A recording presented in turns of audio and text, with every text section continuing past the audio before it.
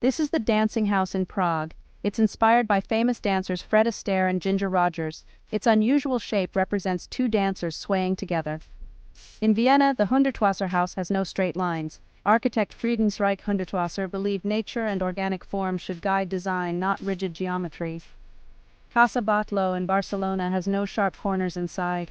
Antoni Gaudí designed it to mimic nature with flowing organic shapes inspired by bones and sea creatures. The Kelpies in Scotland are 30-meter-tall horse-head sculptures made from 300 tons of steel. They represent mythical water creatures from Scottish folklore. The Lotus Temple in India is made from pure white marble and designed to resemble a blooming lotus flower. It's open to people of all religions, promoting unity. Located in the Arctic, the Svalbard seed vault holds over 1 million seed samples from around the world. It's designed to protect global food diversity from disasters.